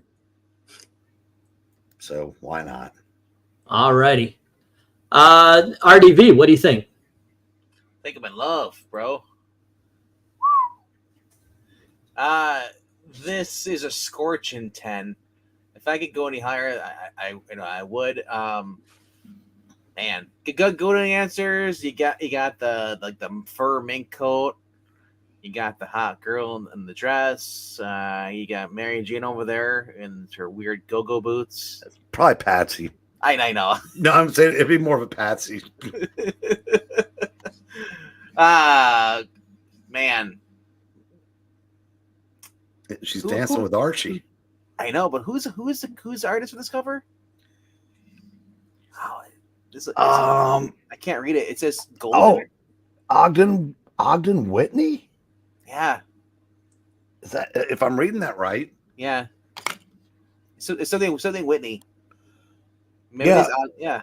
Yeah, Ogden Whitney was he did probably half the AGC books. Very prolific artist in the 50s. I mean, down to the knees, the curves, everything. He knows how to draw women. And, he was legitimately a very good artist. As I said, this is a 10 for me. This is great.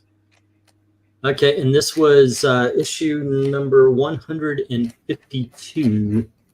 Yep. Okay, so we were looking for something comedic and everything, and we were looking at the covers, and Millie becomes more of a she becomes more of a drama, almost soap opera-ish.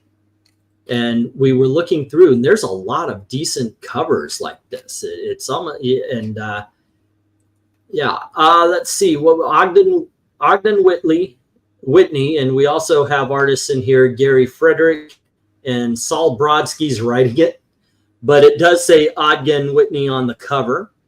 So there we go. Stan Goldberg does, and Stan Lee is editor and writer in here. Look, this is it, gals. The news you've been waiting for is the Hanover gang heads for Folk Rock City to join Tony and Bert on a night to remember. You've got a go-go dancer in a bubble up at the top, and yeah, you got Patsy, you got the gang dancing. You get a good sense of motion from them as well. The music going around them, plus another fashion frolic on the swinging San Francisco scene with Millie's cousin Dee Dee. So there we go. Great dress. Love the side things that Mike Grell put on every member of the Legion of Superheroes later. And she's already starting to dance. She's not like a normal white person that walks out and then starts to dance when they get on the floor. She's going in. She's going in. All righty. That being said, I'm going to give this one an 8.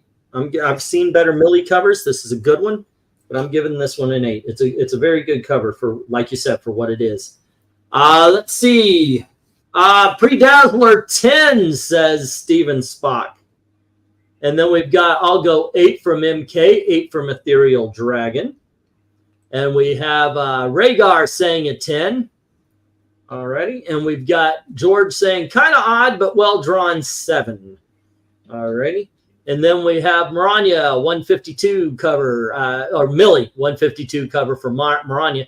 Suggests the groovy style of the era, less psychedelic than Shield #1. Star of the book shown off well. Score is a model 10.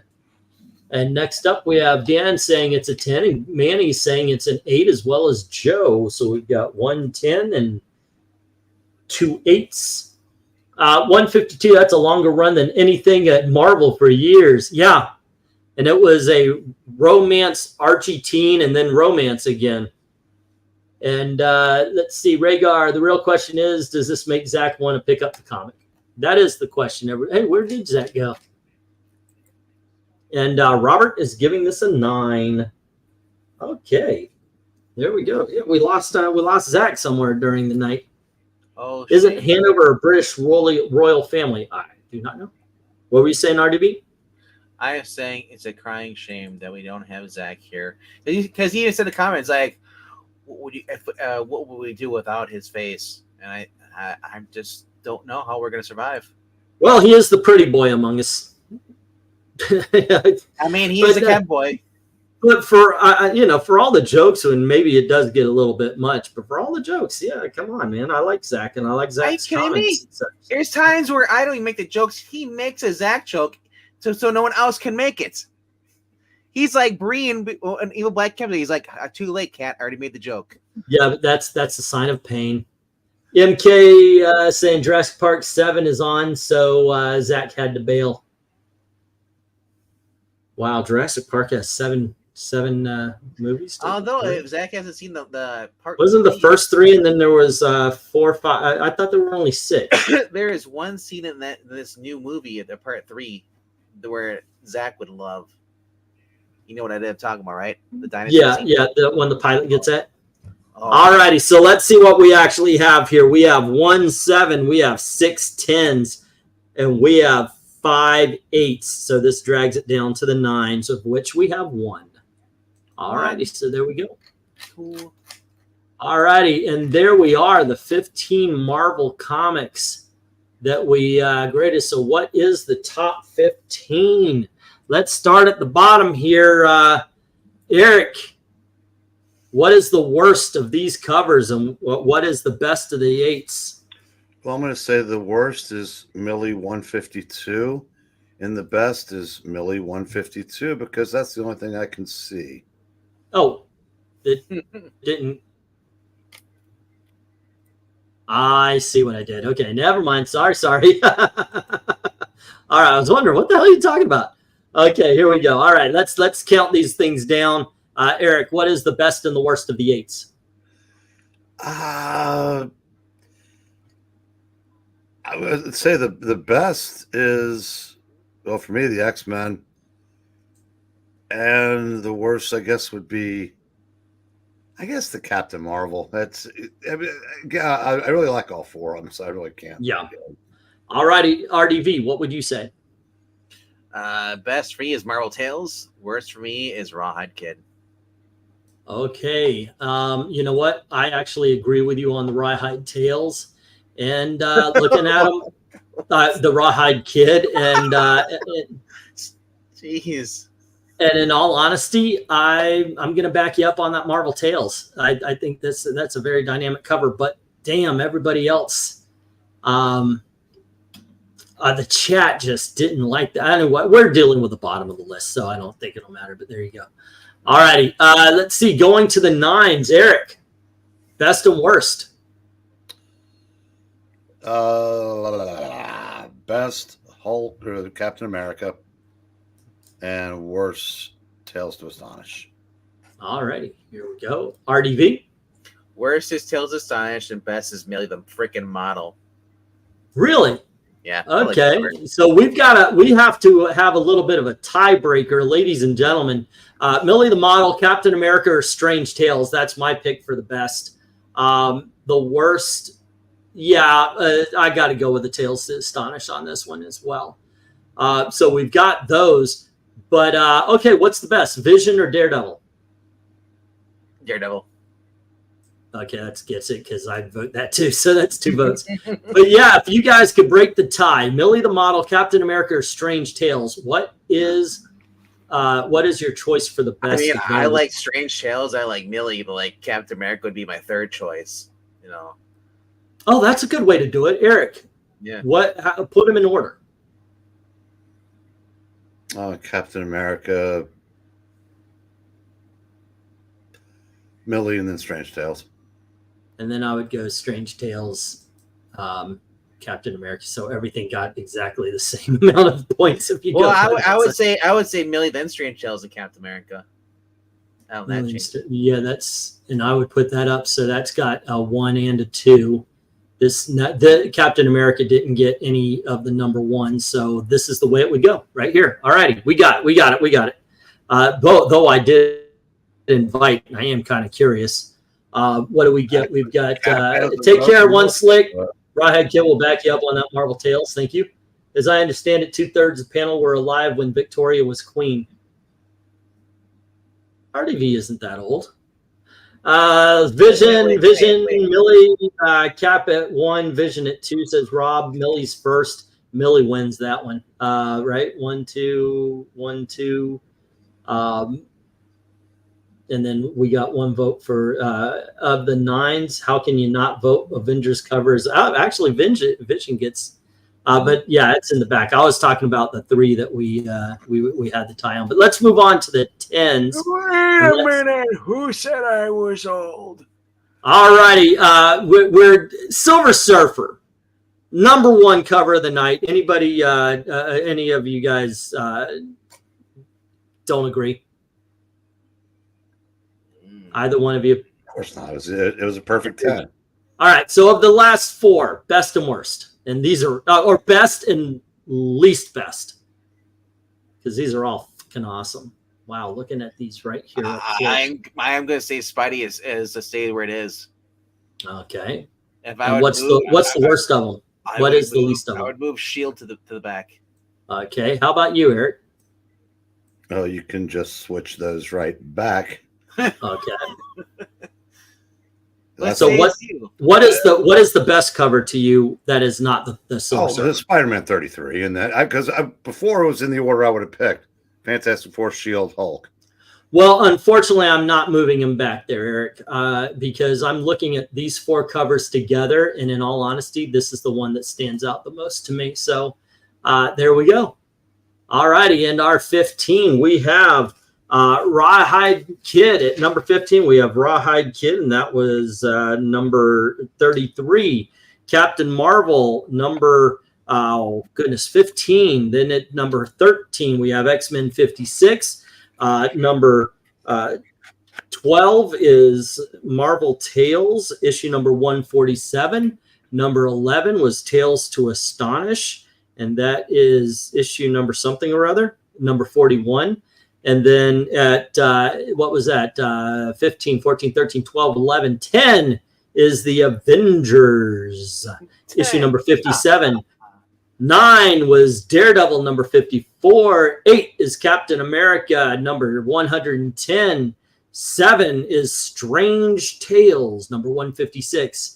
And then we have 6 is Millie the Model, issue number 152. 5, Nick Fury, number 1. 4 is Fantastic Four, number 49. 3 is Hulk 102. 2 is Spider-Man, number 33. And the number 1 with a freaking bullet is Silver Surfer, number 4. There you go, gang. That is a great set of covers. I love doing this. We're gonna have to pick out, like, you would do the 80s and 90s as well, 2000s. It's too bad that they stopped making covers after 2013.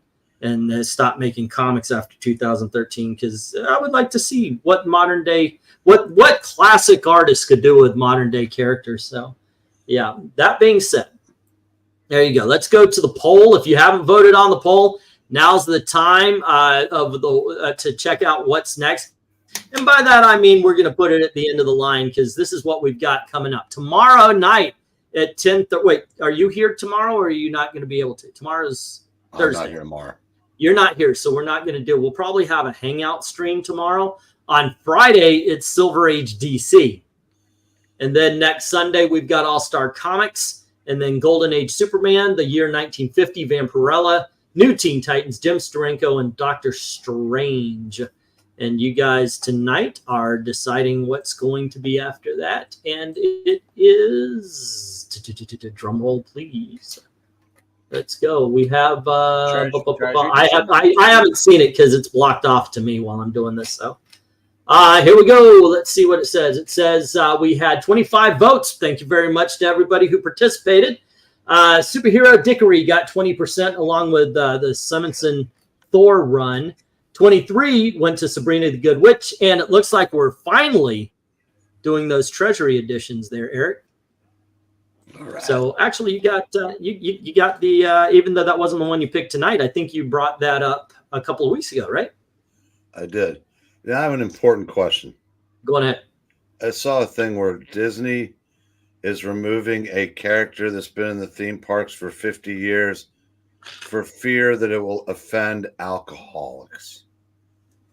Some kind of thing that plays, some kind of Muppet that plays a guitar or something.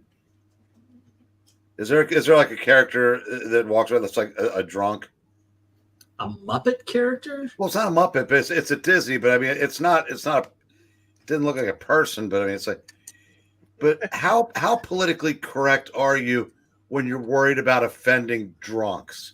So my mind went straight to like, does Universal have a Simpsons thing with a dumb beer? I'm serious. I said, good God. Disney decided to cancel the character because the phrase liver lips could be offensive to alcoholics, according to Disney Inside the Magic blog. Okay, let me okay. Liver lips is a freaking character from the Country Bear Jamboree. That's where liver lips is. He's got these, the term liver lips is considered derogatory and offensive as it is associated with excessive alcohol consumption. The phrase is deemed to be insensitive and outdated. No, it isn't. Nobody fucking cares. Look, others have suggested that the corporation may have been squeamish about the term because liver lips has been used as a racial slur against African Americans. From who? Yeah. Oh my gosh. The bear has been replaced by Romeo McGraw, who looks identical to his predecessor, including the protruding lips, but sporting a sky blue jumpsuit. Okay. Romeo used to be an Elvis character. Yeah, they changed it up, by the way. It's one of the number of changes Disney made to the attraction in recent years amid concerns. And nobody was fucking concerned. Can we? Nobody complained about it. Nobody complained about it, except for, maybe somebody who thinks they're doing well but ends up being racist. Oh, no, that bear looks like a black guy because he's got big lips. That's racist. No, you're racist. I'll tell you, I'm canceling Snow White because she's doing all that cocaine in front of kids. Oh, see where Columbia says it's got a problem and it now has a surplus of cocaine. Yeah. Yeah. Disney really, really better hope that Biden or whoever they replace him with wins in November, because they're not going to survive America's comeback if it happens. Yeah. These people are just so fucking idiotic. Okay, so what ended up happening? What ended up happening is they listened to Twitter, which you should never do. And Iger, being the freaking corporate spy that he is, purposefully tanking this. I'm taking my tinfoil hat off. It's not a conspiracy. I think this is actually what's going on. He was hired to destroy Disney, and he's doing a damn good job of it. He's just making... The thing is you can make one or two bad choices. Oops, okay, maybe we failed. But he has done the worst thing possible for the Disney Corporation and to guests, that at this point it's on purpose. you just cannot be that wrong that many times by accident. So what he did was he put a team, they're called the storytellers, but it's DEI. And what their job is to go around the park and go, well, that's problematic, that's problematic, that's problematic. And then Disney comes in and spends millions of dollars changing it. They don't spend millions of dollars fixing rides that are broken down. And that's why they go low on the fucking bids on Tiana, which they shouldn't have even touched. You got Tom Sawyer's Island, which, God bless it, I love the Tom Sawyer movie, but I don't think anybody remembers that Disney did a Tom Sawyer movie. But they could have turned that into Tiana's Swamp, the Bayou. It's an entire island that they could have done the movie with, which is another thing people are pissed off about this ride. It's not following the movie. She's going to get a band. No, fuck off. There's no sense of danger to it. But Jungle Cruise boats are sinking. Haunted Mansion falls apart all the time. There are elements of rides out everywhere, and they won't spend the money to fix it, but they're going to spend the money to make sure that two people who are hired to be offended is offended. And one of the things that pisses me straight the fuck off is that they decided that because in the movie Tinkerbell is on a mirror and she puts her hands on her hips and she holds them and goes like this, just to, like her ass is big or something. Because she did that, this DEI couple, this DEI group decided that she's problematic because she's body conscious. Oh, and she has a crush on Peter Pan. So it's completely off the fucking rails. Forget about like, oh, there's a kiss in the background of Buzz Lightyear, the movie. That's okay, whatever. If you didn't know about it, you wouldn't have known about it. It would have been one of those things that had been discovered after it would already went through theaters, probably made a hell of a lot more money, and then got on DVD. But their fucking parks is a third of their profits, and they're letting that shit fall apart, and they're making it so fucking bad for people to go. It's not fun anymore. And I'm a person who lived most of my life 2 streets down, not literally, but right next to Disney. I had an annual pass. I had family members that worked there. I went 2, 3, maybe more times a year since I was fucking 1 year old. And my mom was a freaking employee. There's actually a picture of her holding me as a baby at Disney. And that's my vacation spot. I've been there so many times. It's amazing to me when I see an adult that hasn't been. Because I cannot comprehend that being a thing. There is truth to that. She was holding you. She's asking, whose kid is this? Well, I guess I'm taking him home. And they have literally, with all the freaking lightning lane shit and all the new rules, the fact that they told the because handicapped people got front of the line service, they canceled the front of the line service, so they had to buy the lightning lane shit. They chased people away, and it's horrible, and it's just not fun anymore. And Epcot, good Lord, Epcot was the best fucking park there was. And they gutted it. They gutted it, and they took out goddamn all the shade. A lot of their new attractions, they're making for fucking California. They don't even know. In Florida, you need shade. You need air conditioning. This isn't California where, okay, yeah, we're all 72 degrees all the time. Our summers will do this. We will have 94-degree days to 106-degree days, and then it will rain at 3 o'clock, and by 3:15, that rain is done, and it is a steam bath. People need that comfort from the heat, and they're just not getting it anymore. Disney has fucked the guests over so much, to the point I cannot recommend it anymore. Anyway, there you go. Sorry, I went on a rant. Well, I was just going to say real quick, Rhaegar, I am an alcoholic, and I've been one for 40-something years. I've never heard the term liver lips either. I mean, I've heard of like, haha, your liver shot, but that's about it. Like, did you hear a home run derby girl singing the national anthem? Apparently she was on drugs or something. No, I didn't. She was drunk, and she went into rehab right after, because apparently they were using auto tunes, and she couldn't keep up with the track. You talking about the girl who was The country singer, yeah, Ingrid, whatever her name is. Everybody was trolling on her Twitter because it's like, how the hell do you have 4 nominations for for singing? Well, like I said, studio and auto tunes and whatnot, and not being drunk. Yeah. Anywho, on that light note, yeah, I haven't seen it. It was bad. Roseanne? Oh my god! Yeah, it wasn't Roseanne bad, but like I said, Roseanne, they didn't try to dub in auto tunes on her.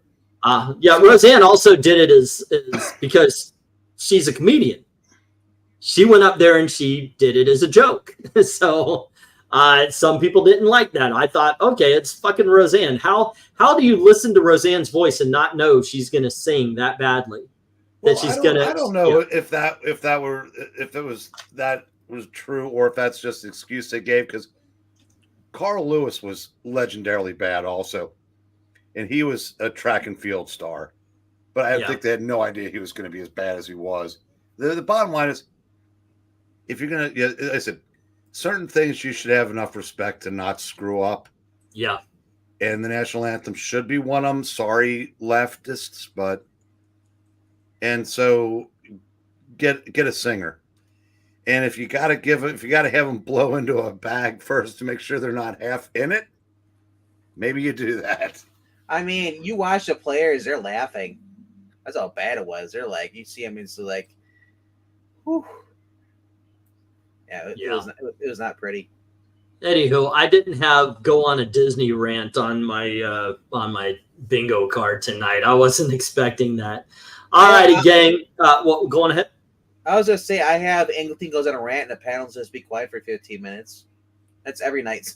Oh, that's just a given. I mean, we're doing a hangout stream tomorrow, so it's going to happen, you know? Oh, yeah, I expect to sit there for 15 minutes. There you go. Yeah. Tell you my dinner. That being said, gang, tomorrow is what the greatest books or whatever you do on Thursday. What's it called?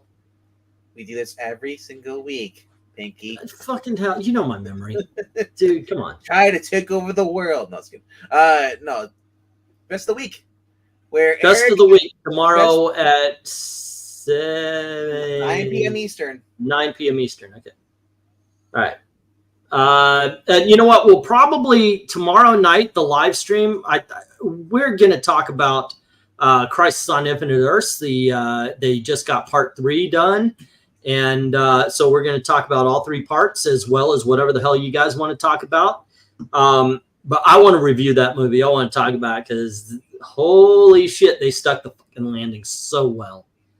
I did see a couple of people. I saw Jay put in his comments, way off. It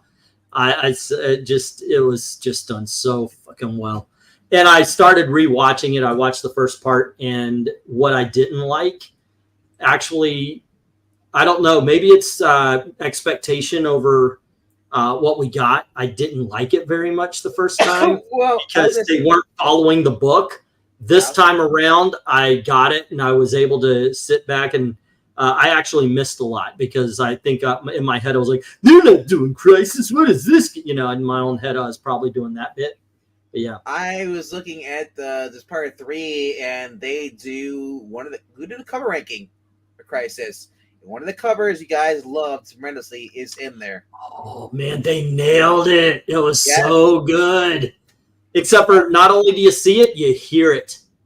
And I gotta say though, I was missing the purple, cliffs. Yeah, a little bit. That being said, we'll go more into it. We'll talk about what we liked, what we didn't like, and so forth about not just part 3, but part 1 and 2 as well. Dude, they made Constantine OP as hell in these movies. Yeah, they did. But it's a different Constantine. It's not pre-Crisis Constantine.